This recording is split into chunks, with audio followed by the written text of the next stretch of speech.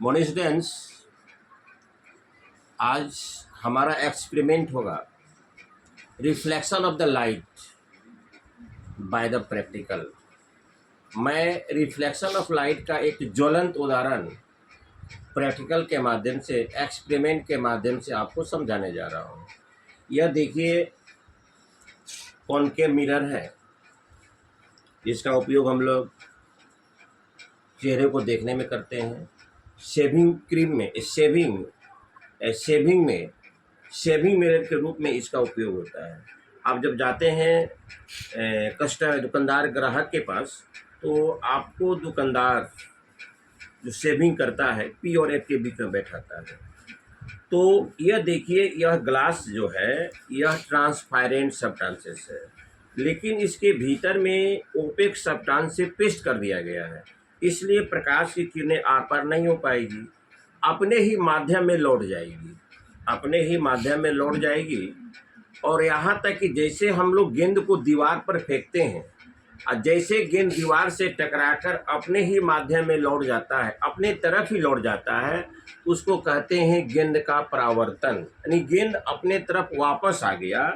तो अगर इस पर हम लोग बीम ऑफ लाइट, प्रकाश पुंज को अगर भेजते हैं, तो प्रकाश की पुंज आर पार नहीं हो पाएगी और ये प्रकाश की पुंज टकराकर अपने ही माध्यम में लौटेगी। उस लौटने वाली किरण को क्या कहते हैं हम लोग हैं? रिफ्लेक्शन रेज, परावर्तित किरण। और इस परिघटना को प्रकाश का परावर्तन कहते हैं। तो देखिए, मैं अब बता रहा हूँ कि रिफ्लेक्शन किस प्रकार से होता है। अब मैं बता रहा हूँ लाइट के बारे में।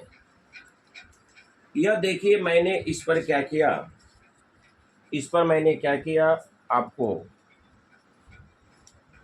ये प्रकाश के स्रोत को भेजा, मैंने प्रकाश भेजने के बाद ये प्रकाश इस ग्लास, चूंकि ये मिरर है, पीछे में ओपेक सब्सटेंसेस है, ओपेक सब्सटेंसेस से टकराकर देखिए पुनः ही अपने माध्यम में, ये देखिए यहाँ पर ऐसे करने के बाद यह अपने माध्यम में ही लौट कर आ जाती है। अगर प्रकाश के किरण को हम भेजते हैं, यह प्रकाश की किरणें आर पार नहीं हो पा रही है, प्रकाश की किरणें अपने ही माध्यम में लौट आ पाती है। ये जो प्रकाश सोर्स से जो प्रकाश की किरणें चल रही है, यह हो गया आपतित किरण। अब देख रहे हैं वहाँ कैंची है, कैंची के जगह पर प्रकाश का एक फोकस बनता है, वहाँ तक ये किरणें जो लौट कर जाती है उसको कहते हैं परावर्तित किरण।